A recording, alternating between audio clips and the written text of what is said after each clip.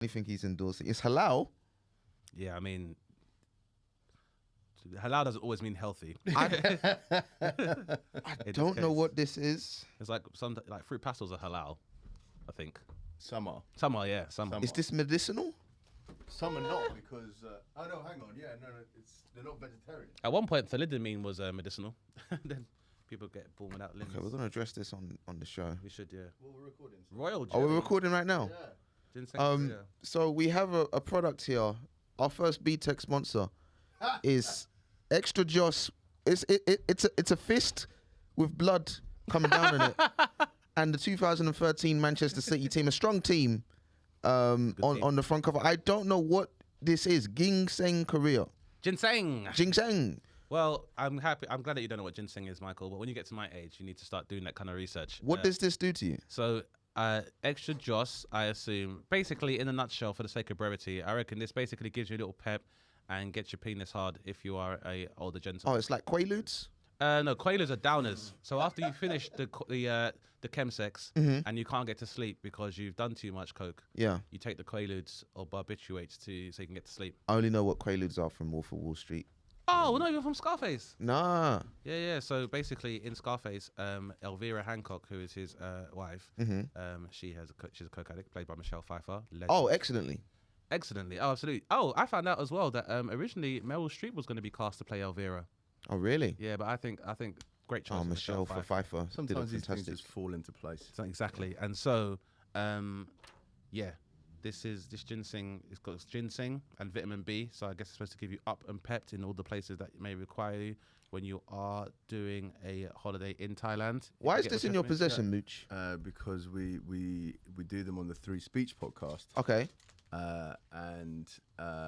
These are past their sell-by date, so they're extra good. Okay. Would it be taking away from the nuance and uniqueness of the Three Speech podcast if we did a gash bomb? I don't think it would be. Oh, so they're doing gash bombs on Free Speech. That is not a rival podcast, but a different podcast where they talk about speech.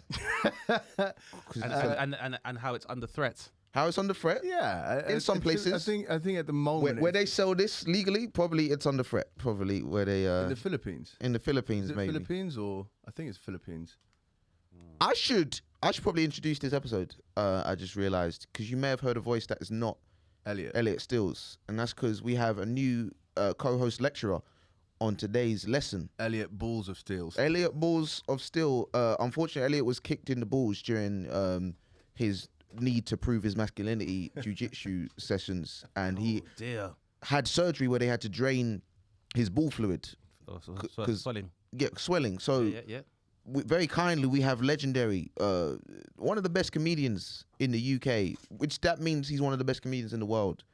Dane Baptiste is not our guest this week. He's our co-lecturer on this episode of BTEC Philosophers. Round of applause for Dane Baptiste, everybody.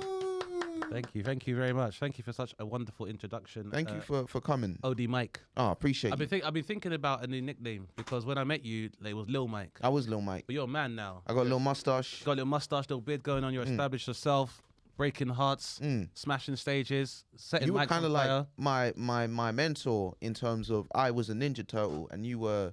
I don't want to say that you were a rat, but In this instance, we're speaking more literally we're than. talking I'm gonna take it. like Mr. You're a Splinter. Sensei Splinter. Was it Yeah. Dr. Splinter? Was Sensei Splinter. Sensei Splinter. And you were sort of. Doctor Splinter. Showing your age. Jesus Christ. Oh, Dr. Splinter. Jesus Christ. Who I also knew when I was making my bones, Mike. But yeah, no, it was. You're the rat to my turtle. Yeah, and it meant a lot, man. Or I would have gone for Jedi and younger Jedi. Oh, that would have been a lot we can less still insulting. Jedi together, right? You my Mace Windu to Yeah. my Anakin. Anakin. Yeah. That didn't turn out well. Well, initially no, but what it meant was that Anakin found his own way Of evilness. Yeah, of evilness. But sometimes you got to go on that journey. You weren't there for my evil journey. That's all. This is 'Cause true. no one knows what Mace Windu was into before. I mean, it was Samuel L. Jackson, and so who knew what the motherfucker? Where's was that doing? origin? Star Wars are doing so many origins. Where's the Mace Windu origin? I feel like it's in the works. that definitely. I hope it is. Who would you like to see play? I could see you. I could do young Mace You Windu. could do a young Mace Windu. This is a great idea. John Favreau, like, take a look, man.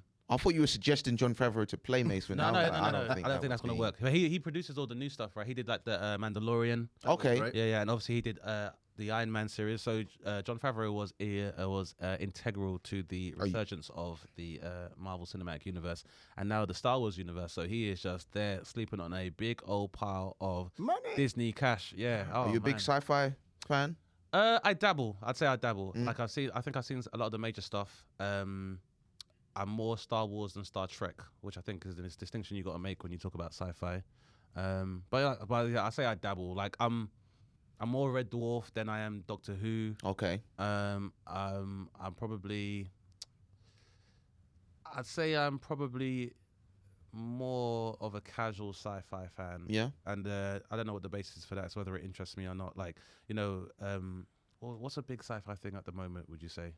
I mean, maybe Westworld, but it's not of the moment. I've been into Westworld, but it was of the moment. But yeah, Westworld is quite a significant one. I watched the new Dune movie. Yo, I've been Dune? seeing. Yeah, no, Dunes. Dunes. I saw posters. Avatar 2 is coming. Yeah. That's so. Do you know what's weird about Avatar? One of the highest grossing movies of all time.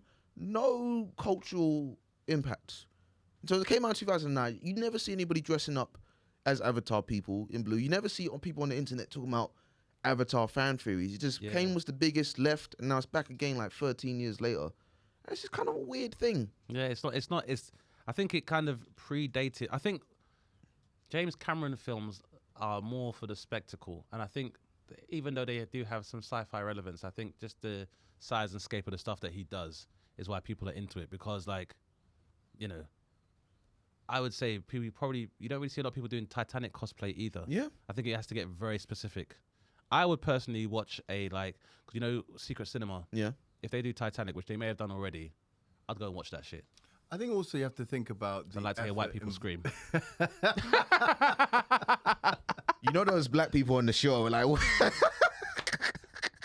there black people on the Titanic? no, it was just the ones that didn't get on the boat. They were just watching from the distance, like, I definitely would. That's fiction. I could be as a supporting artist.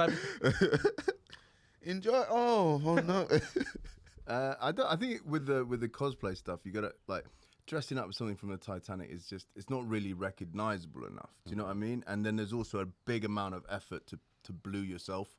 Yeah. Do you know what I mean? There's a lot of effort. There's a lot. It's more of an effort than a payload. Whereas if you're just wearing a robe and it's kind of a thing, It's also hard to believe that. And I think one of the big things as well that we're leaving out is the fact is that one thing about I believe their names was it the Naboo in Avatar? Oh, blue people. Yeah, See, I don't blue even people. know. We don't even. I think I want to say Naboo, but I might be wrong. But the point is that the blues. The blues are very tall people. Yes. And so if you do cosplay as one of them and you are below a particular height, then people will assume you're a Smurf. Yes. Right. Joel Dommett has a very good joke about it. Yes. That which is I've true. told a lot of it already. But but yeah, I think there's that line of, are you going to be, and nowadays it's like, are you a, one of these, the Na'vi, that's it, the Na'vi people, are you a Smurf, or are you Nebula from the Avengers and Guardians of the Galaxy? Right. So blue, I think it's kind of like going. Or do you just support Chelsea and you really support Chelsea? Yeah. Yeah, well, no, if you're an American sports fan. They paint. Yeah, cool. exactly. Yeah. You could just be an American sports fan, yeah. Avatar was like an allegory for like Native Americans. Yeah, they say another name is Dances with Smurfs. Dances with Wolves is another epic starring Kevin Costner. the man of the motherfucking 90s. Is it Kevin Costner? Yeah, Kevin Yeah, Costner. he was in The Bodyguard. Yeah, he was the man. Listen, Yeah. between it was The Bodyguard and Dances with Wolves, and then what was the other film he did that really put him on top? Robin Hood, Prince of Thieves. Yeah. My speech is somewhat. I just came from the dentist. So I still got Novocaine, so if stuff sounds very What they garbled say? or slurred. All good. Yeah, Is no. Novocaine like a cocaine? Only the numbing part of it, I think, is the cane. So I think there's the last part of the molecule that obviously has a similar effect to you of numbing stuff, which is why I guess some people would put the coke in their gum and that, don't they? Yeah. Talking of Avatar being an allegory for Native Americans, I got a little sign for us to philosophize over. Nice. The Oscars apologized to that lady. I wish I could remember her name. You tell the story now. Lil Featherwood. That could be very racist. I think there was something in her name. This lady. Oh, was it the lady who got the award on behalf of Marlon Brando? Marlon Brando, Yeah, right? yeah. And then she was like, Marlon Brando cannot accept this award because the Oscars, the Hollywood has been very racist towards Native Americans. This was during the 50s. I remember. Where every John Wayne movie was him shooting Native Americans. Yeah, back when you could call them Injuns. Right. With the J. Yeah, exactly. So then she took the award, she said that speech, and then a lot of people were booing her. Yeah. Apparently John Wayne tried to fight her. It's not a fair fight, John Wayne. Yeah. And then John Wayne, who was not a cowboy, by the way, in real life. very racist man, surprisingly. I mean, a white guy living in the 50s. They tried to rename the airport, like, actually, when they found out how racist he was, because he was like, I like this white supremacy, which in the 70s was like, beneficial for him, it was, largely. It was good for him. Yeah, beneficial because, you get to a point where it's kind of like, we're casting you because you're a straight white guy. Like, I imagine if you're a straight white guy and you could see your career potentially on the way and you'd be like, yeah, I'll take that. Now, I want to come out and say I don't like racism. I know that might be controversial. I just want to say I don't like racism. Freedom of speech. You have the right to say where you feel. Mm-hmm. But I feel like after Enjoy 50 years... your gash bomb. There should be a 50-year statute of limitations where you're allowed to keep your airport. I don't think it does any good to change the name of the airport. I mean, I feel like I am more concerned with airport service than airport nomenclature. Like, I don't care about the name. Like, I would go to David Duke of the Ku Klux Klan airport if it was an official airport and the staff weren't the Ku Klux Klan. But then again, if they're very quick, you're all checked in, man. Got you an aisle seat. Stretch them long Negro legs. All right, fair enough. Hurry up then. Like free watermelon on the flight. Like, it's problematic. Yeah, could you imagine? You know what? Before you took off, free watermelon slice. I'll take that. 40-ounce, nigga.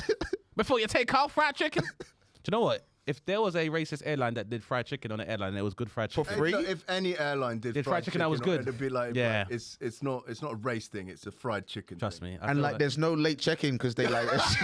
We was expecting it, nigga. It's always late to come to y'all. Yes. But it's late because y'all love that, don't you? But it's gonna be quick. We'll make up for it. But so the Oscars just apologized. If your overhead mask comes down, don't panic, niggas. Just some oxygen.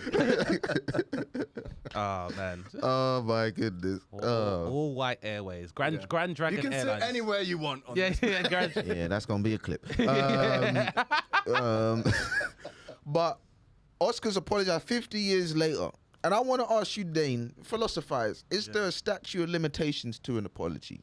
I would say, philosophically speaking, an apology, really, the timescale of an apology should be placed or should be related to, I guess, how long people had to endure that trauma will dictate how long you may have to apologize for it for. Because you may because in a very personal relationship, you might apologize to somebody for something. Mm-hmm.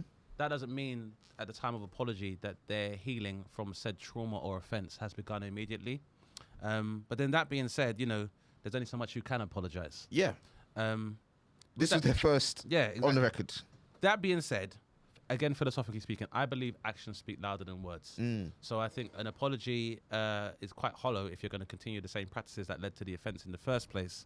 And I would much rather we have maybe opportunities and resources for Indigenous Americans in order to tell their own story as opposed to the ones in the ways that they were depicted in films like of a Western genre. We gave them Avatar. So, obviously the healing process has begun. How many Native Americans were cast in Avatar? None at all. It was all I don't actually know. CGI blue people. Yeah, mainly CGI blue people. Sigourney Weaver was in it. She was a Na'vi at some Cherokee point. or something? I don't think so. Although that was a big thing amongst white Americans that when they were doing like land reforms, a lot of them were like, "Oh, by the way, I'm 1/16th Cherokee, or I'm like 1/14th Sioux." You like that doesn't make sense. Was it Nancy Pelosi? Nancy. Yeah, exactly. Like it. Well, then maybe you're right there. You should probably sign some of these land reform kind of papers and stuff as well. But I feel like Native Americans in particular. What if we did an all Native Americans Ghostbusters or something like that? Just sort of rehash it like that, make up for it that way. Like with the Indian burial ground kind of thing, like in Amityville, or like Pet Cemetery. You could, I mean, yeah, I think so. I mean, she seems to have accepted the apology. Mm-hmm. So I guess it's like you said, it's kind of up to the person. But that's the thing is that it can become very complicated when you want to start doing individual apologies or direct apologies to a particular group, because for a start, Native Americans are made up of a number of different tribes and peoples, so to speak.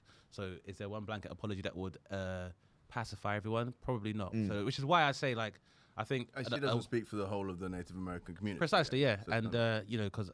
But were they it did happen apologizing to her, just though. her?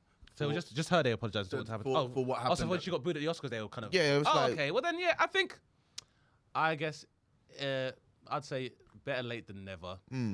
But then I think if she's present and she's accepted it and she is satisfied with it, then I think it's a subjective thing. Only she can say what constitutes a sufficient apology, which I think is a lot of the problem nowadays, is that a lot of people assume the offence on behalf of a group. Yeah. And then they are so incensed that even when someone apologizes to that group, they're like, well, I still feel bad. Well, yeah, but who gives a fuck? You weren't born. You weren't, so, you know, like sometimes it's like a weird one. Like it's a powerful thing sometimes. You'll see like there'll be a police shooting or something and the family will like forgive the murderer, the police officer, the murderer, and then there'll be people in the black community like, you shouldn't almost in a way accept that apology. Like, but then it's a weird thing because it's a personal thing to that family, so it's up to them, I guess. But which I guess which is true, but I think the reason why people will still be incensed by it is the fact that it's not a particularly unique case. Is a good case.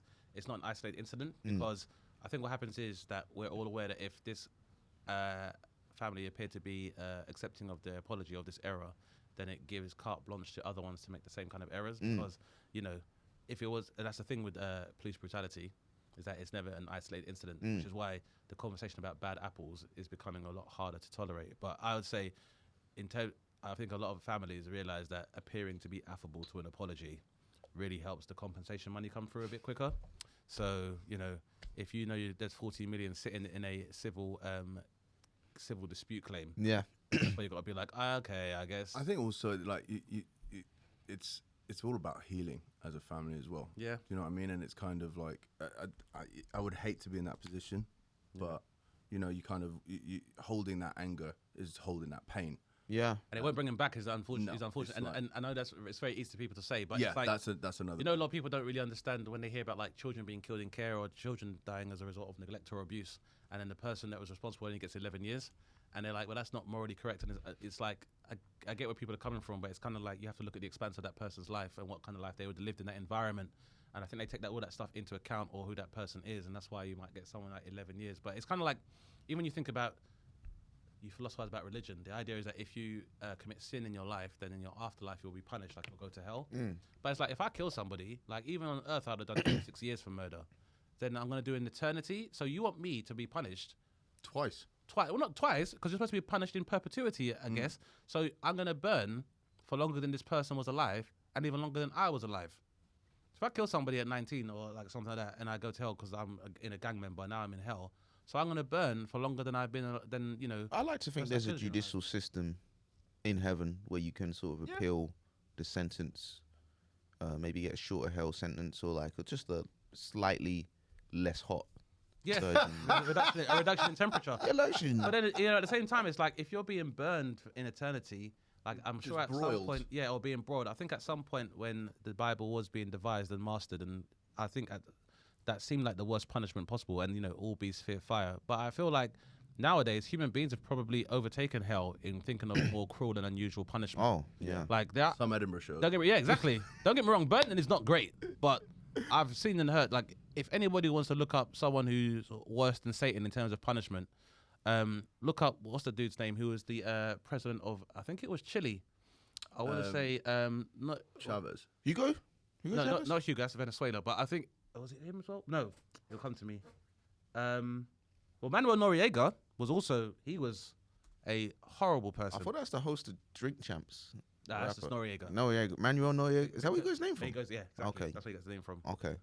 Which is also why Rick Ross says that Noriega owes me 100 favors. Pinochet. Yes. Okay. And Pinochet was fucking. He if was you look, rascal. I mean, yeah. I don't know. Rascal. I don't even want your rotter. If you stream this comes on YouTube, right? Yeah. I probably won't tell you what he did then. Damn.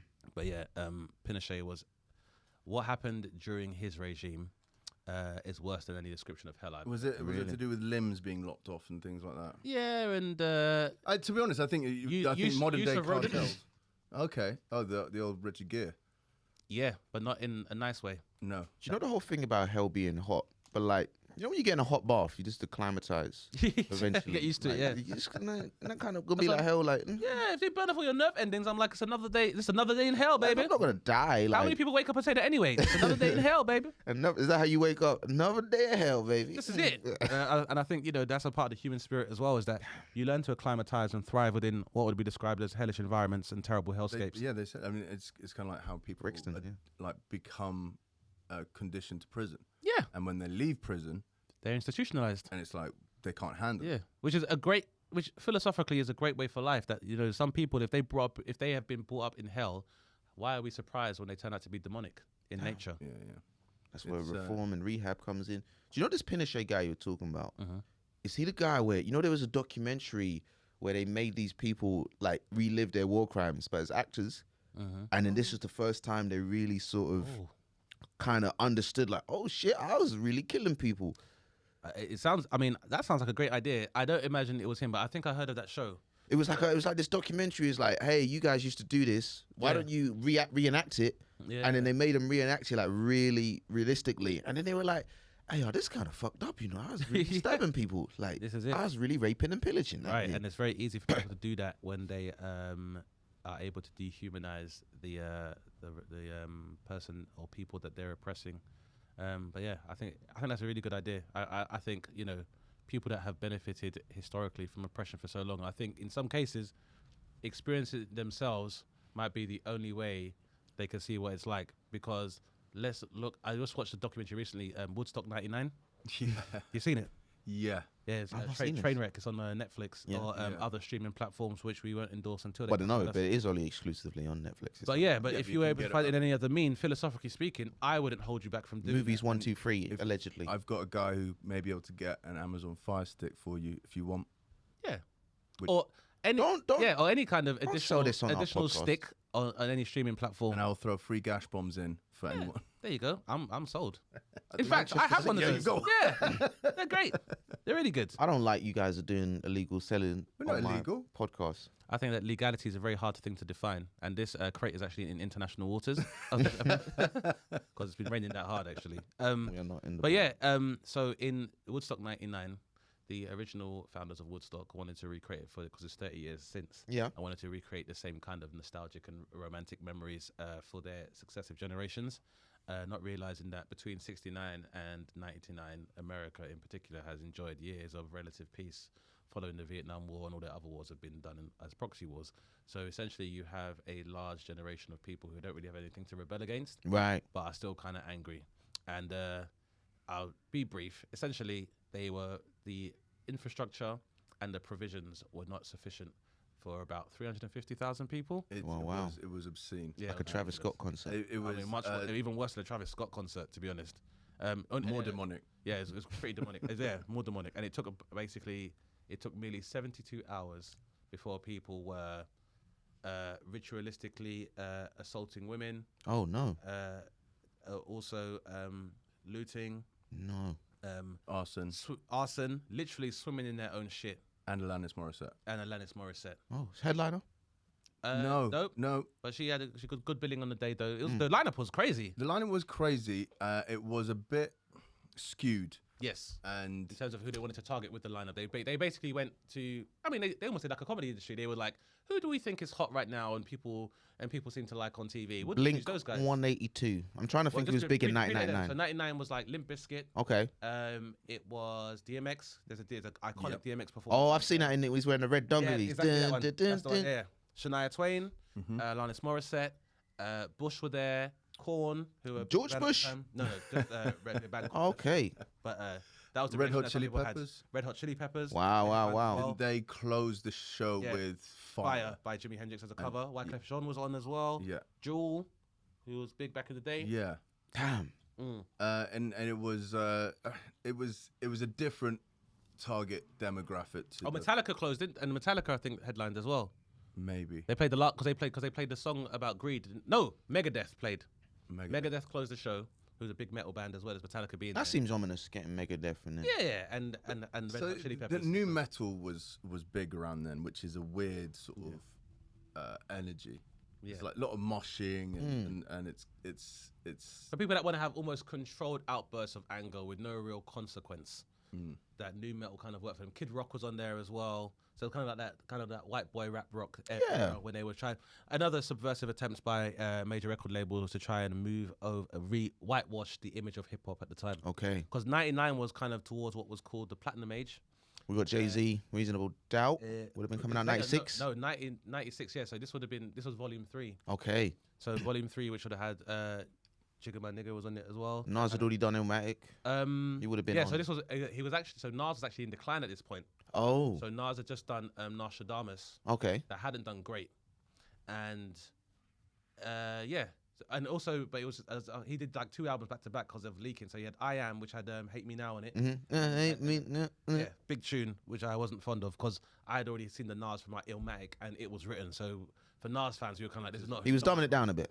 Yeah, he was wearing a big mink hat and a big mink coat, which then Kid Rock wore for his performance. Appropriation. But so essentially, in a nutshell, all of the white straight cisgender male minority groups that are maligned nowadays, in '99 they were at the top. This was their era. It was their era. So from like 1900 to 1999, that was like their peak This is like era. peak white dude. Like if you were a Frat boy. straight white frat boy, this was like your time. It was like American Pie had just come out, and Crazy Town had songs out, and Jackass. This era? Jackass, like people had like the chains with their wallets on it. Yeah. And Suppose, like, it was a big skater time as well. yeah, it's peak white dude. Like all the various facets of Pre like, 9/11.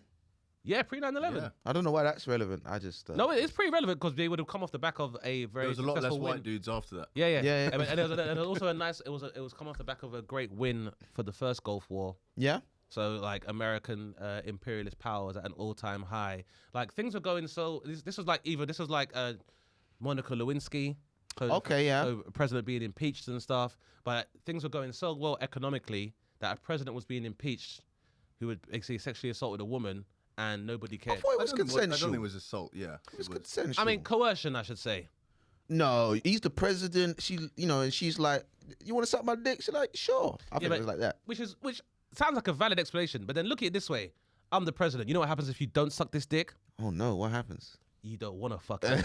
Woodstock Remember Marilyn Monroe? Yeah. Okay. Yeah, so that could be 2 ways of looking at it. Your But that's whole the thing. town don't But get then- tax cuts. There you That's go. what But happens when on you the like other I'm hand, no yeah. fan of the Clintons, but I don't know if it's fair to say that Monica Lewinsky, because I think but then again we weren't there, so we don't. Yeah, we weren't there. I mean, there's two She sides would in the she truth. would have surely it would have been brought up that it wasn't consensual if it was. Yeah, I feel like, It's just a power imbalance. it was a massive power imbalance, and it's one of the things where it's like, I'm the president. You're gonna believe me, or you're gonna believe this sucking whore over here? And Well, literally, no, that's not. You don't say that. 'cause no, that you was don't say that. But Kid Rock said that on stage. Oh really? He's like, I'm not normally political, but I got one thing to say. That Monica Lewinsky's a motherfucking hoe. And like, Yeah, he did. Then in an audience of like, the heat is about 100 degrees Fahrenheit. Yeah. There's women being topless. Damn. The ratio of men to women is like 25 men to 1 woman. Damn. It's wall to wall bros of guys. $9 for a bottle of water. Sounds like This every is nightclub I water. go to No, now. this is This is 99. 999. Yeah, this Wow. is before the millennium bug and stuff, before we were a cashless society and stuff. So in order for you to go and get that to water, you had to go to the ATM and queue for like 3 hours to get money out to go and get it in the first place. PS1 come out already? PS1 was out. Yeah, so Tony PS1 was Hawk. out. Tony Hawk was out, but there was no online gaming and stuff, and you couldn't bring it with you. And so, like, all of these things combined to make a perfect storm of straight white disenfranchisement. And this is why America's so weird now. It's also. Yeah, well, the people now who stormed the Capitol, like this is when they were like teenagers. Would that be fair to say? Yeah. That's crazy. Like, I think the people of that day are now today they're like there's MAGA probably and QAnon. The Venn diagram. Yeah, there's a maybe. Venn diagram. No, I don't think they're all MAGA and stuff. Not all of them, but I think for a lot of But them, they're- yeah. whom, a better way of putting it is that there was probably like I'm not a sure bit the of- Alanis Morissette fans. No. But the people that would tell her to show her tits. Yeah. Those people. But there was like the existential angst that people feel when they turn like 18.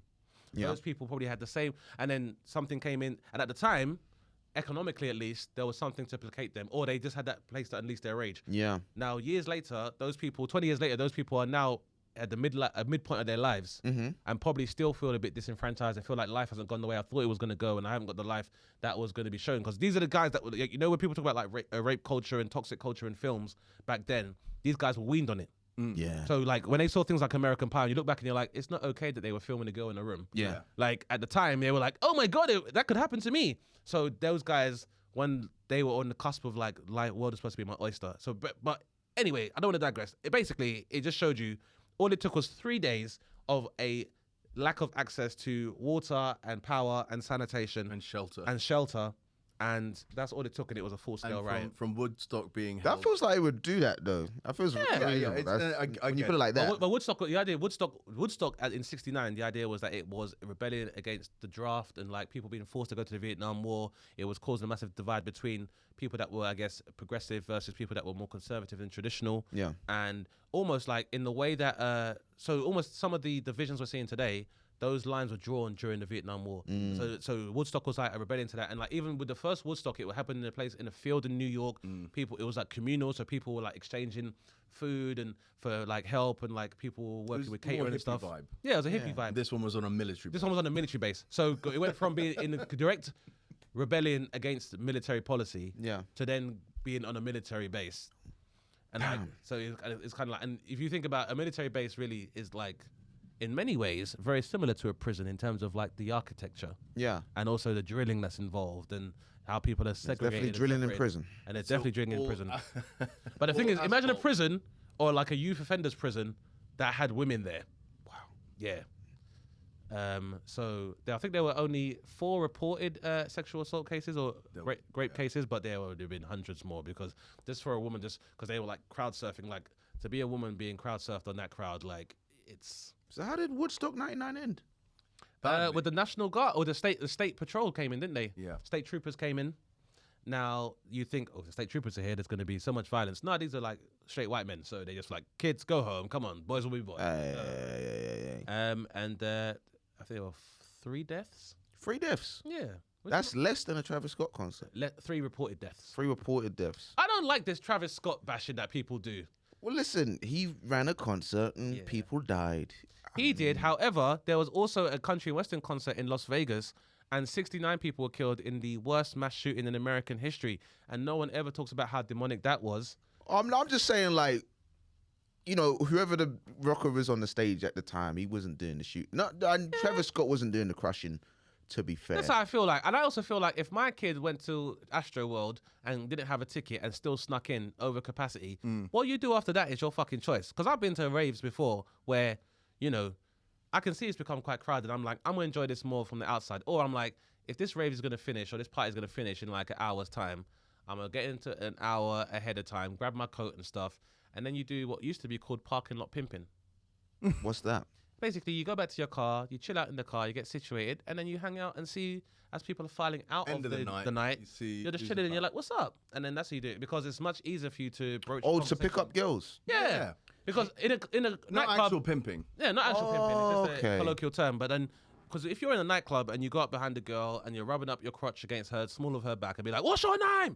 Like, I feel like that's not. It's much easier to do that in a car It's park. much easier to do that in a car park where the sound of beeping. No mooch, but it's much easier for you to have a normal, stable conversation with somebody rather than trying to talk about them in a nightclub. And also because I feel like if someone's speaking to you, then they want to rather than they don't feel pressure to do so, or they can't get away from you. Did you hear what ASAP Rocky used to do? No. He used to have a minivan, and after the club finished, he would just pick up all the women outside of the club for the drive home, and then And drive them all safely back to their places. of course. Because otherwise it sounds like a lot like sex trafficking. No, so then all the guys who'd been buying girls drinks all night, you just see ASAP Rocky pull up. There you go. All the women get in the car, he That's- takes them home. He's got that juice. That's very different type of insane coach greed. trip. Is it greed though? Listen, I think. Well, me personally, I think he's obviously living off the power of the name. And my advice to any young or frustrated men who have witnessed that kind of thing is: get your name, get your value up as a human being, and Or get your, find, your or find a all the girl women. who doesn't give a fuck about the name. All the way. Yes, sir. You've been buying a girl 1942 Casamigos all night, wherever the beverage is of your choice. All the women? He don't need all of them. I mean, He could have taken 2 or 3. He took all the women. he could have, but then he also was able to take more, and that's the thing. If you can, why wouldn't you? But then that being said, I feel like I read a book. This is not what I got the advice. It's like from, but the book- overfishing. But it's overfishing, yeah. So you're hoping for more Catch and release. well, yeah, more sustainable practices. That's all I want. Yeah, more sustainable. And listen, I think it's down to the ladies, and maybe the women said to themselves, we might as well all go in a communal place where we'll all be safe in numbers, and also You reckon that was their thought process? I mean, I don't want to mansplain it, but then I want to remind people this is the man who is the father of Rihanna's child. yeah. So, a certain je ne sais game. quoi could I'm have not gone into saying that. ASAP Rocky is doing this currently. I heard I'm Eddie Murphy saying- did the same though. What he would do is go into a night, literally like Eddie Murphy, there'd be like a party, and he would basically show up with his friends, walk around, just basically do a lap of the nightclub and be like, ha ha ha ha ha ha ha ha ha. And then his entourage would be like, you want to party with Eddie Murphy? And the guy would be like, can I buy you another drink? And they'd be like, and I think it's just it's just how people work. They probably rationalize. I can get a drink bought for me in a club anytime. How often do I get the opportunity to party with ASAP Rocky and the ASAP Mob and the ASAP Mob? So it's just one of these in things. the minivan. In a minivan, Probably, too. got all the Probably settings. more spacious than a normal car, to be fair, in the defense as well. And if you're on heels the whole night, you want to I be imagine he's comfortable. got and everything. aircon, leather interiors. Although that being said, I read the book The Game. I have heard of it. You heard of the book? You heard of this book The Game? I've heard of it. So one of the things that one of the rules of being a pickup artist is that you shouldn't buy a drink for a woman, because then it implies that you have a sense of entitlement and ownership, and you'll almost always be disappointed. Really? Yeah, but I don't buy drinks expecting anything back. I once massively knocked a drink out of a woman's hand. Accidentally? Yeah, I was in the Oh, ministry. no. How dare you? Shut up! Fuck you! No. Get in the van! Unhand my beverage. But then I she kind of looked at me like, and I looked at her, and I basically had to make quite. You threw the game at when I can't. I mean, this buy might you be quite a drink. domineering move, but I thought it was just being quite forthright and just having to explain it. So I just grabbed her by the hand and led her to the bar and bought her another drink. Oh, that's a move right there. I'm gonna try that.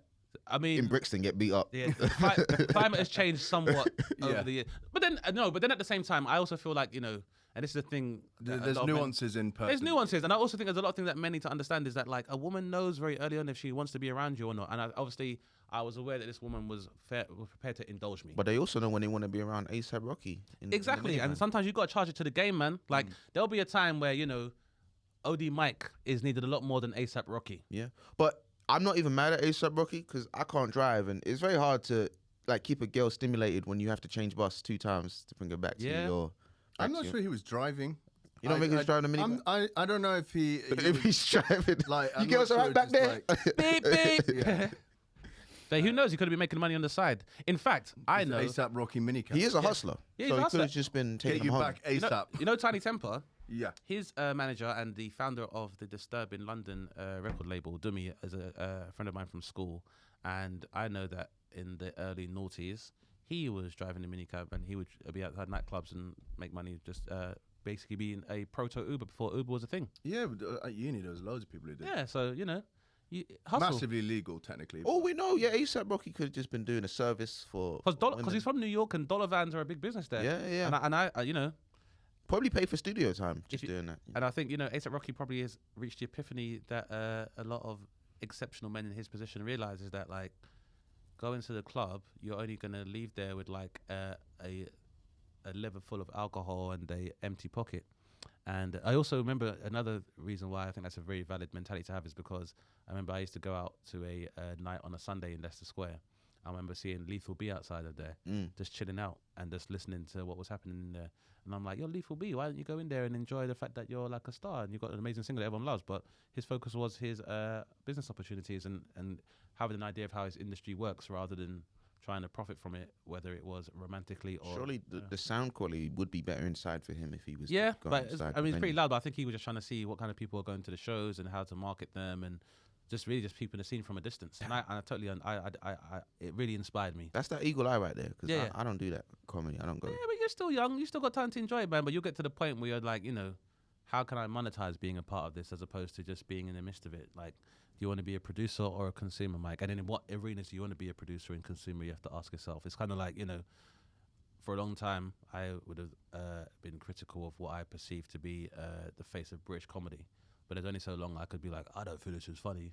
Well, then if you could do better, then do better. And so here That's we why are. he's Mr. Splinter, Dr. Splinter. This right is it. here. I'll take Doctor as well. It's all good. You were talking about the game earlier. It's interesting because right now you got this guy Andrew Tate, right? And I've been seeing this like almost this petition online where people want to try and get him offline. Yeah. And I think in a way, is that just not giving him more attention? This is the guy that thrives off of being dangerous. Yeah. You can't listen to my message. They don't want you to listen to my message. And now there's an online petition trying to get him offline. I feel like it's just making him more similar powerful. to what's happening with Jerry Sadowitz as well. Do you know what I mean? Like, cool. You can't have this means people want to discover it more. Of course, almost to the point where cynically, I'm starting to think that people create these hate campaigns towards them in order to make their names even more popular. Yeah. Because if I was somebody that was trying to build notoriety in my environment, I would also generate stories that people are trying to get me cancelled on. Like I remember, so Jerry Sadowitz is an old comedian. He goes to Edinburgh. He's very known for having very offensive shows, and apparently this one was so offensive that the Fringe, the Pleasance, the venue he was at, they like cancelled his second performance. I don't know what was in the show, but just what did you hear? Before I say anything, what did you hear? What did you hear, Mooch? I heard there was a bit of nudity. He gets his cock out, but he did warn that in a video. Okay. And what, before buying a ticket? This is a cock heavy show. Or maybe it was part of the show. The show, yeah. I mean, I don't think it's there's several rumors about several things. He also, I believed, referred to Rishi Sunak as a P word, but it was also a penny pincher. Yeah. Yeah. In a way. In a way. But it was as far as I've also been told, it was of what the Tories were calling him. So he wasn't saying that. It was the Tories call him, they're so stupid, they call him this. So it's a weird one because it's kind of, I don't think, and I've heard from all accounts that this gentleman is really lovely off stage and is not what he perceives. Are these accounts from white guys? A woman, a journalist. White woman. I think so. Yeah. I don't know. Her hue is pale.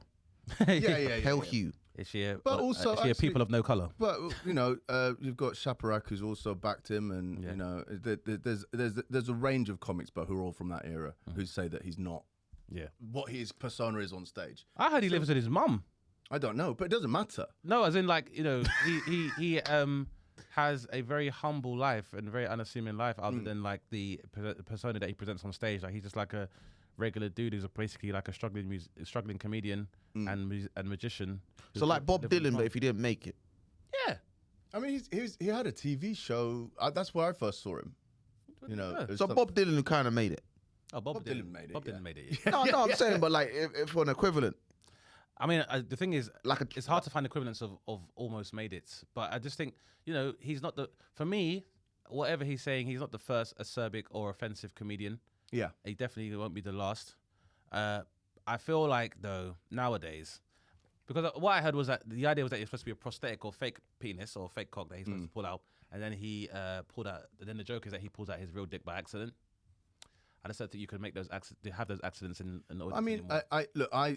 if there's warning of it, I mean, it's not the first time the nudity is on stage at the Fringe. And the thing is, there's a lot of nudity that from particular groups, people, spank people look the other way, or some people who just be doing burlesque sketch shows as well in Edinburgh.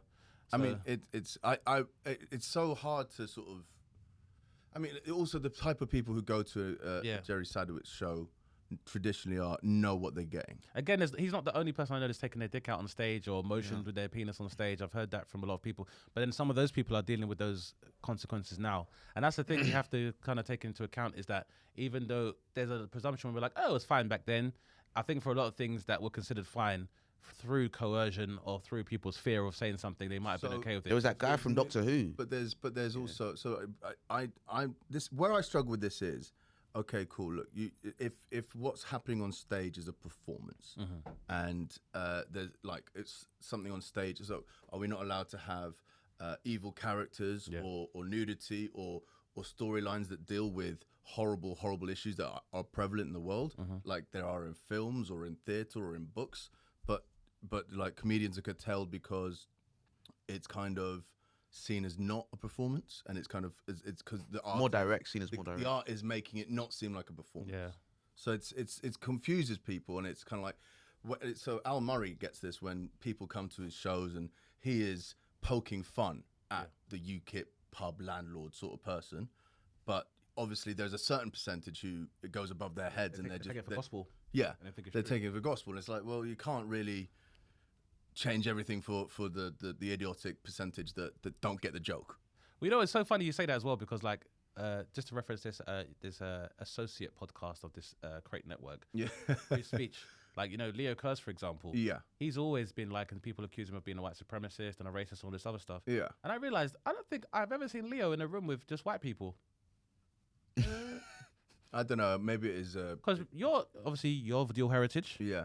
Darius is of dual heritage. Yeah. Nico is from Barbados. Yeah. And he's a the Celt only as well.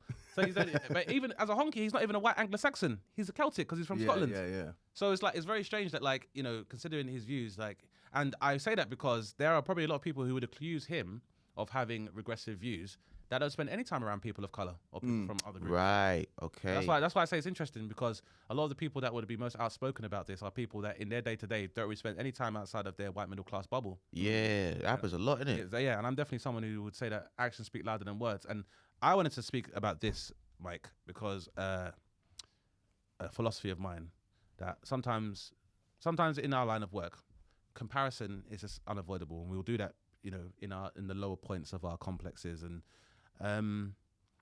so a lot of time people tend to compare myself to like other prolific black comedians. Yeah. And I think the only reason they're making a comparison is because we're both black and male, for example. Mm-hmm. But then I thought to myself, do I compare myself a lot of the time to my white counterparts? And the truth is, I don't, and in this country anyway. And the reason why is because I just think there is a natural aptitude that comedians of color have over white comics in this country, which I know sounds incendiary, and I don't want to cancel your podcast. Yeah. But No. the reason why I say this, and Mooch, you might be able to offer a input on this as well. One of the reasons why I don't think a lot of white comedians in this country are very good is because, for the very simple reason is this. Have you ever sat in a green room with other white comics for about maybe 2-3 hours doing a night, and then catch them again on like a train platform or public transport at home, on the way home, and they don't recognize you? Right. Yeah. That happened to you before? Yeah. How can somebody who gets paid to make observations sit in a room with someone for 3 hours and then not recognize them on the way home? For me, if you can't even do that, how the fuck are you going to be an observational comedian? Who's not recognised you in the way? That's happened to me loads of times. Really? It's happened to me a couple times. I'll think That's about it. mad. Couple times. And that's what I'm saying. Like, Or maybe they just didn't want to talk to me anymore. well, but, I mean, that could be the case. But then I would be fine if you extend that same courtesy when we're in the green room. Don't talk to me there, and then not talk to me at home.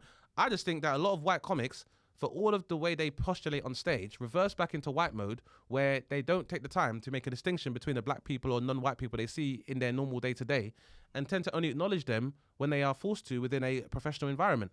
And that's fine. But for me, it says, if you're not able to tell the difference between me and another black person that might be on public transport with you, then it means that either you don't observe your immediate environment, or for whatever hang-ups or prejudices you have, you don't even take the time to make a distinction. So then if you can't do that in your normal day-to-day, how can I even trust what you're saying on stage? And this is why, and in the same way that, like, you know, there's a lot of comedians, whether you like it or not, when they make references to living in London, we're like, you're not really from London. You're a transplant that's moved here from a home county or from outside of London. And you're not actually that immersed in the culture, which, again, you can't necessarily help. But how successful are you going to be as an observational comedian if your observations are limited to what really is a global minority on the planet?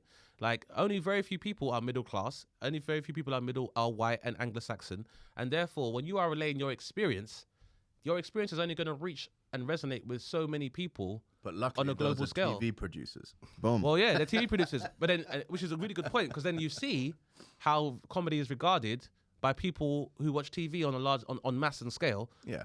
Which obviously see- for a long time was in decline, which is why. I think it's similar. It's like Mock the Week is just Right. being sort of axed, and you know. There you go. So now, and for a long time, those people looked very much alike. And the reason I say all of this is because then, when you look at someone like Nigel Ng, who as soon as he was able to get in front of a Asian audience, he's exploded.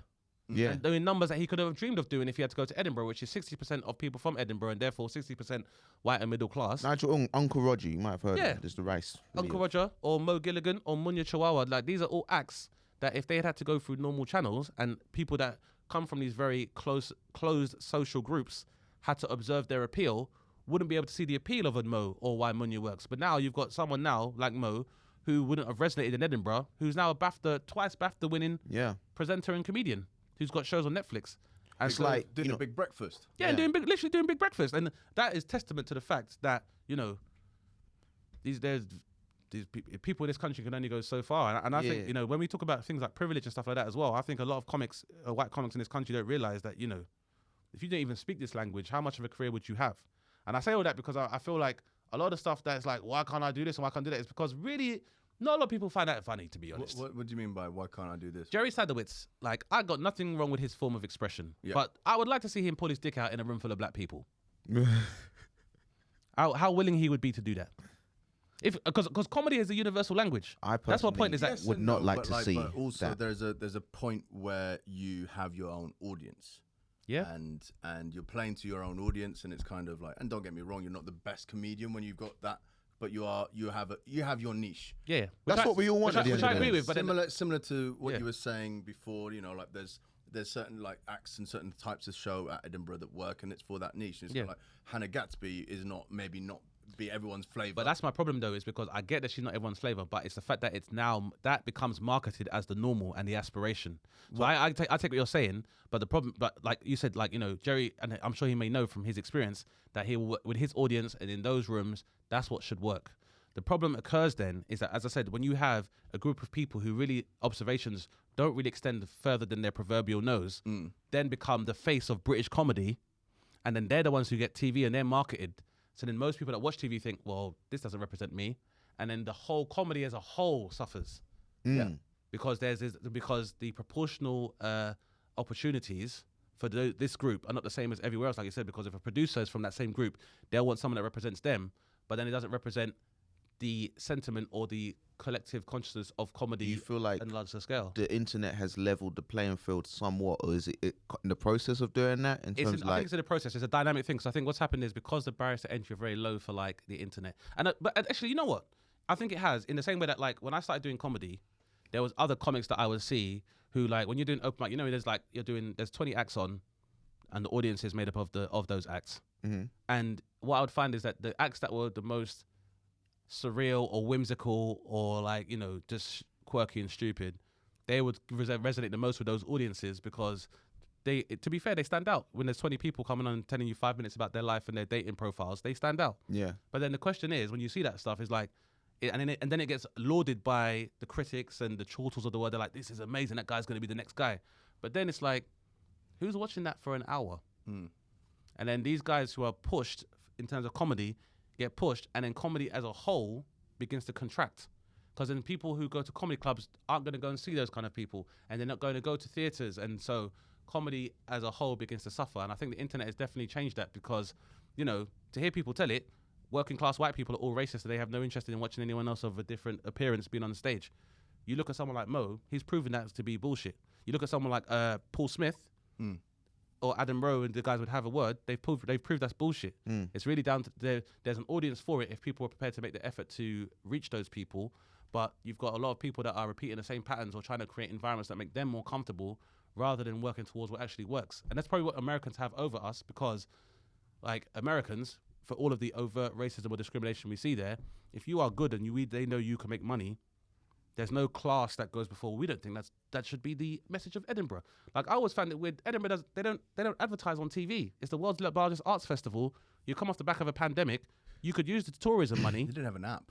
They didn't even have a fucking app. Do you? And we've spoken. And after me just rambling about the internet, like, how can you not have a fucking app? Do you reckon like America is the sheer size of it? It's the sheer size of demographics. And like, do you sheer amount of black Americans that you can appeal to, or you got Latino population you can appeal to, Filipino population? Is that the size of it that allows that more? I think that it can help more for when we spoke about niche being a niche, in that you can be a great Southern comic, so you could play Southern states and have relevance to them, and so in the same way. But then you could argue by that token, Jerry Sadowitz, who's American, right? then it would work for him. Born there. Yeah, so he would have a larger audience that they would appeal to, or someone like Rich Hall or Reginald D. Hunter.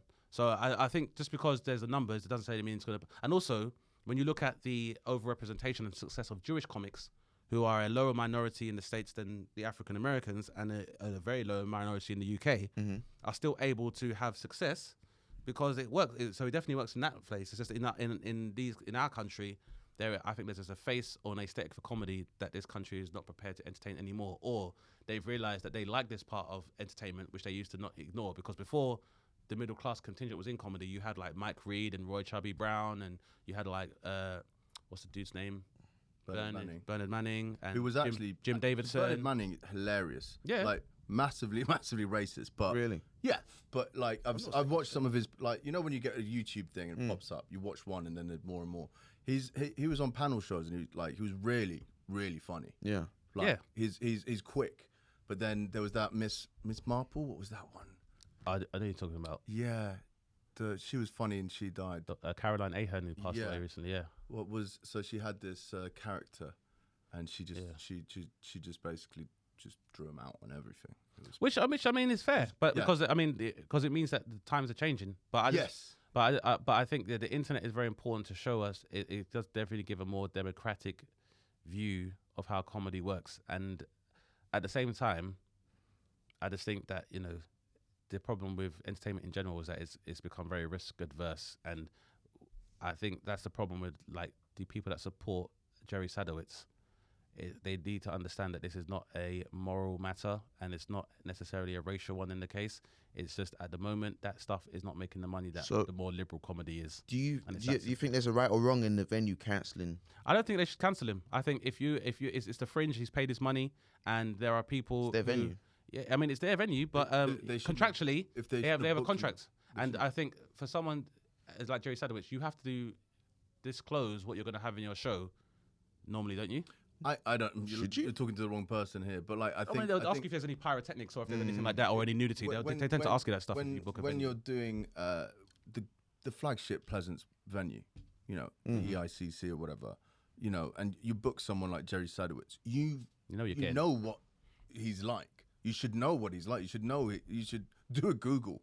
Yeah, like do your Googles. Do your Googles. But I don't think they should cancel him if unless his actions.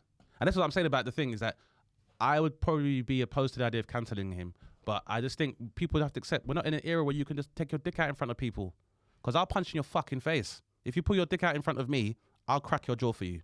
If you were in the front row of a show and someone took their dick out, I'll punch in your fucking face. What if they showed you on the ticket? It says on the small print. If you tell me there's going to be a dick involved, then it's fine. Would you apologise? I'm sorry. Yeah. Just call me off guard. I came in late. They caught me off guard there, bro. Let me just fix that jaw for you. This carry the show, man. Yeah. By the same token, I'm also of the school that no one has a right to attack somebody on stage either. Like with comedy and or dramatic performance or live performance, if you don't like something, you can vote with your feet and walk. Yeah. You're welcome to leave. And I think with Jerry Sadowitz, if aside from the penis thing, if there was fair warning, then that's a part of his show. I think you don't need to cancel him. If his show is as bad as people say, that will be evidenced by the fact that people don't go. They won't just turn up to your show. It's like what people don't understand about comedy in general is that like we understand that we play a fine line between comedy and tragedy, and sometimes.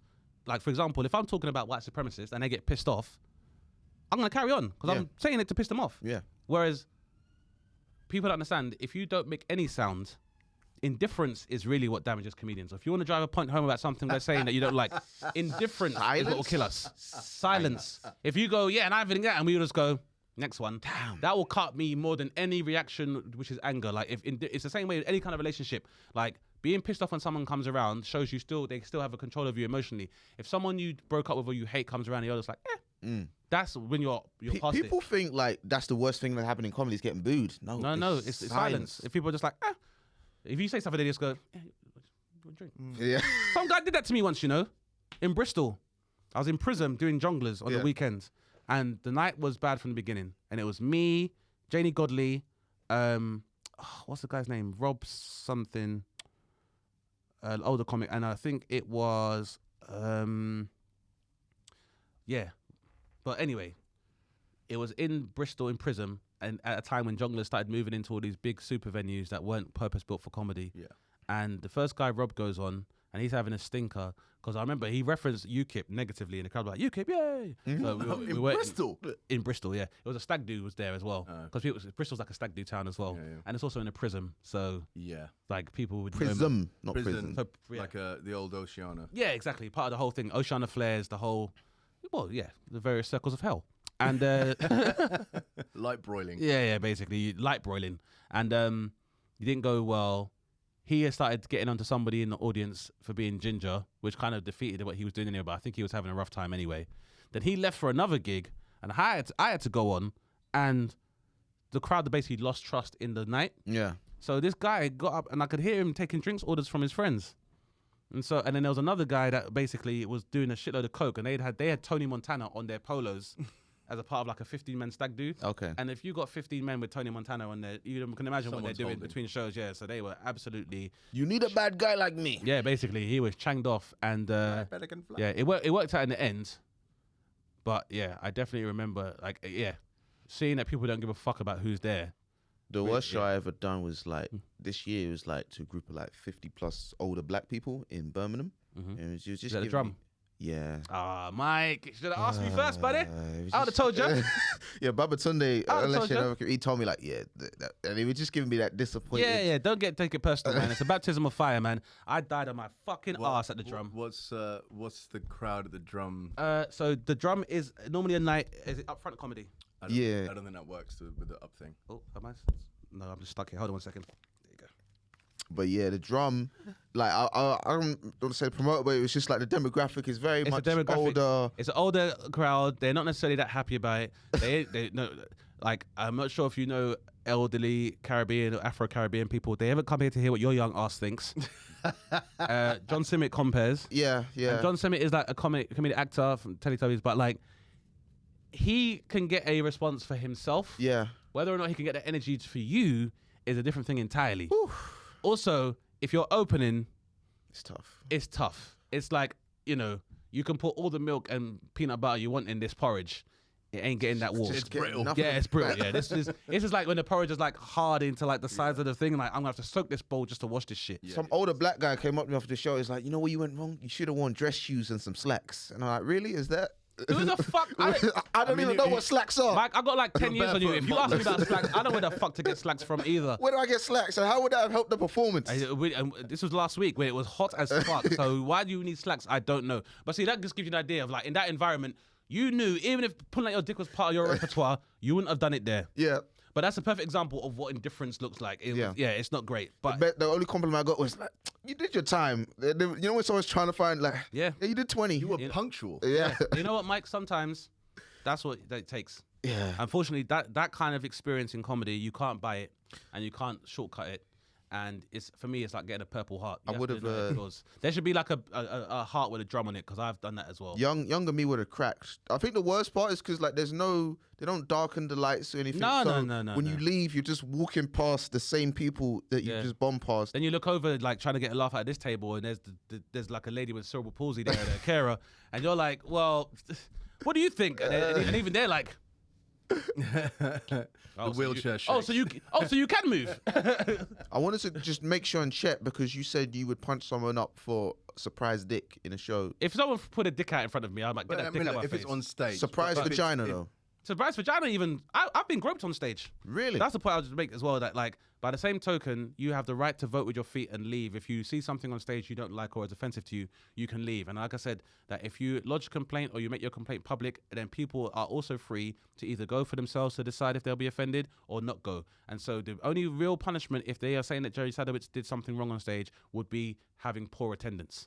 Yeah. If there are people that are going to go and see him and his act doesn't cause any direct harm or loss to any other human being, he has a right to express himself. But at the same time, he also has the right that if he does something, he shouldn't be attacked on stage because it's a comedy show and, you don't even have to attack people. You're free to express yourself. So like, for me, like I've had someone come up to the stage and I was massively offended by that. A, because security's job is to make sure that doesn't happen in the first place. Yeah. But again, for me, it's like, you have the right to leave. So if I say something you don't like, to approach me on stage. But I mean, you know, I try to come with good vibes, and I never set out to offend people anyway. And I think it's very weird comedians are gauging how well it works by if they're offending people. But that's based on what I said to you before, that sometimes people are trying to get a rise. And that's why I say to audience, if you want somebody to see that you don't like what they're saying as a comic, indifference is the best way to go. Yeah. If you don't give a shit, you're just like, whatever, you start talking that, or have a conversation with your friend, or just not paying attention, or if I can see a blue light from your face, from your phone, that is going to work much better than you trying to aggressively touch me on stage. Yeah. It's done. That's worse for our egos. Whereas, like, there's certain people I don't mind pissing off. But at the same time, but yeah, I'm just saying, you know, in the wake of, like, you know, Willgate, do not approach me on stage, man, woman, or child. If your hand, Child, they might have just wandered up. if you Bring it on, baby. Put Dane. He will kick your toddler in the face. I'll get one of my baby kids to take care of that. I keep some on retainer. Yeah, exactly. I run a little crash, a crips, little crip crash. No, but I've been groped on stage by a and woman. by a woman, and the reaction was not as bad as it should have been. I was doing a charity show in Farringdon, and she was being very talkative. And I already warned her about talking on stage, and then she'd relaxed, but she was still like quite fidgety. So I was kind of like, because it was a very small audience, and it was enough where I was like, you could come on stage. What do you want to say? And she grabbed my dick. Really? And what was the audience reaction? They didn't really react, to be honest with you. Do you not get mad at the audience? Like, you fucking... Patrice O'Neill used to say you do that. We get mad at audience more than the person I think I get it. heckling. I'll put it down to experience that, like, not all audience. That's a only one left person. field's Reaction. So yeah, I don't think most people don't expect that. Like, for you to, so even I was initially taken There's back. always one white woman like, that's not on. You can't do that. There was. Okay. We're still friends to this day. Shout out to Toots. Shout out to Toots Barbara. So she was like, this shit is not okay. But yeah, treated like a fucking male stripper at Chocolate City. Damn. But yeah, So Andrew Tate. yes. So Bringing it back. let him do his thing, and he'll have his audience. If it's not him, it'll be someone else. I don't know if that's a good. My point. That's my point. Is that, like, what are we actually attacking him for? Because if it is about just have him trying to normalize misogyny and sexism, there are a number of institutions that do that anyway. Like, I'm not worried about Andrew Tate. I listen to Lil Boosie on Vlad. Right. Is that? Yeah. I mean, porn is free on the internet. Porn can be streamed. The most extreme scenes you could ask for of any category is available online. So if men want to see a version of a woman being objectified or degraded, they don't need to go to Andrew Tate and pay towards his Cash App or anything like that for that. The internet is replete with aesthetics and media that is demeaning women. That's why I only watch female-friendly porn. Yeah. I mean, also for me, like Andrew Tate, someone said it best when they were speaking to him. Andrew Tate looks like what a 14-year-old would make their Grand Theft Auto character look like. That's what he looks like. He looks like he looks like whenever you watch a film, the protagonist tries to go into a club and there's a security guard who says, "You can't see Mr. Salamanca now." That's what Andrew Tate looks like. He just looks like a grunt. Bodyguard number 3. Yeah, he looks like bodyguard number 3. He looks like even his look is so nondescript. He looks like the kind of guy where they put a dummy with sunglasses on and they drove the car over a cliff. Like, it's so insignificant. Also, I would say as well, it's really down to context. Like, I am somebody, like, when I see someone who talks about how much millions they can make through doing crypto or millions they make doing real estate, when I look on your Instagram page, if you're just sitting on like McLaren F1s and standing outside mansions, I'm inclined not to believe you. Yeah. Because the people who are most rich, I don't know what car Jeff Bezos drives. I've never seen it. Well, first of all, he won't drive it. There you go. When you're super It'll be one rich, of the minivans that A$AP Rocky rents. Exactly the point. A$AP Rocky would drive a minivan because it shows you that he is aware that this allows me to achieve quantity and quality. Yeah. So when and he probably leased it. That's what. So when Andrew Tate is like, I'm going to have all these women and women are just supposed to do this and do that, like, no one who lives in the real world can endorse this narrative. Because for a start, like, you never hear women saying, I find Andrew Tate sexy. Yeah. And even if they did, there wouldn't be a problem with it. But in the last year I've seen Boris Johnson with more women than Andrew Tate. More women than me. There you go. There we go. There you go. And so, like, it's one of these things where I just think the internet is just waiting for the don't try this at home that we had to put on TV programs. Yeah. That's what the internet needs. I mean, Andrew Tate, I think, is entertaining. Yeah. If you take him at if you don't take them at face value. And we're all adults here, so for us, it's not going to resonate with you. Yes. Whereas I imagine if you're a 14-year-old kid and you are becoming to get to grips with your hormones and your carnality, and also you are at the same time, you've been bombarded with images where you are told as a male, your self-worth is linked to your material possessions, your amount of capital you have, and your sexual proclivity with women and how successful that is. Every generation of men grew up with that. Exactly. Everyone. That's my point. We all are. So it gets to the point where you realize, obviously, if I just spend time trying to fuck women all day, either I'm going to get someone pregnant or I'm going to get chlamydia. You just talk to them as people. As a matter of time. Well, there you go. And it's just a matter of time before you realize, or you get to the point where when you actually get into a relationship with a woman, you kind of realize, oh, you know what? If I actually just learn to speak to somebody and actually articulate whatever desires I have, with a consenting person that respects me, they'll probably do it. So you get to the point where you're like, you take it with a pinch of salt at some point in time. Like, and I just think people were Andrew Tate's got a terrible message and blah, blah. There's been terrible messages for years. Like, I don't think the Andrew Tate message is no less damaging than the message that Disney has taught women for years as well. The same message that you get on Friends. Like, if you're a white person who's living in London, at the end of your 30s, you probably won't find a fucking husband. And you won't hang out with your friends that much. You won't. And also, you ain't going to be able to live in a place where you could just walk into someone's apartment and they ain't going to have that kind of space. Yeah. Or even in like... And working in a cafe is not going to afford you... Precisely. Same as people, a lot of girls were weaned on Sex in the City, and as a result of which, a lot of women went into debt trying to mimic the same kind of lifestyle. Also with friends, that much fucking within the friendship, it wouldn't last. It'll be beef. It wouldn't last. It will be beef, especially there's 2 siblings in that motherfucking You're fucking group. my sister? Yeah, come on. No, come on. And you're hiding it from me? Come on. This is what I'm saying Also, to you. like, don't own a monkey. Yeah. In an urban It's cruel. situation. It's very not- cruel. Yeah. It's very cruel. And How so long have we done, by the way? Long. Okay, we might have to wrap up here, man. that's absolutely fine. It's my Whenever fault. you're ready. Like, I've got- Whenever, also, like, I'd never actually had a problem with friends not having any black friends. Just like, I didn't. no, I'll be surprised if they did. It should be called white people. And I feel like when you watch Friends, Light friends. yeah, White friends. white friends. White It should be called white friends because that being said, Phoebe was homeless for a year, and she lived in the YMCA Yeah. in New York and doesn't have any black friends, which seems very dubious if you were busking on the subway. Yeah. And Joey Tribbiani is an Italian American who is also based in New York, who has been chasing a career in acting in New York for years. Again, the fact that these two alone don't have black friends It's crazy. is crazy. Like, you're telling me that no basketballers ever came into Bloomingdale's and tried to fuck Rachel? This is why you don't believe everything you see in the media, man. Don't try this at home. Like, Andrew Tate is a professional bullshitter, and if he was getting that much pussy, he wouldn't have time to do 2-hour streams, would he? Wow. And that is what we're going to end B-Tech Philosophers on, man. Thank you so much for our guest lecturer, Dane Baptiste, man. Dane, do you have anything you'd like to promote? I'd just like to say, first of all, thank you very much for having me on the show as a guest an honor. lecturer. I just want to send out some love and light to Elliot Steele. I hope your recovery is swift and full. And I'd like to say, if anyone wants to hear any more philosophies, you can catch me and an episode with OD Mike on Dane Baptiste Questions Everything. Please. Available Long on overdue. Spotify and Acast. And also, yeah, I have a web series called The Eights of Blackness, which is on my channel, so please check that out. But go to any of my social media and check out my link tree, and you can find out all things Dane there. Thank you again for having me on the show. Deep treasure trove of work to uncover once you get into Dane right there, man. This has been B-Tech Philosophers. Mooch, anything you wanna shout out? Come down to the club. Come down to Vauxhall Comedy Club. Go watch my comedy special, Amazon Prime, Black Please Bears do check that out. Mouth. Yeah, Black Bears Mouth, a hilarious show. Oh, thank you Great so stuff. much. And hopefully we'll be back next week, man. See you guys later. B-Tech Philosophers. It's a good time, man. Yeah.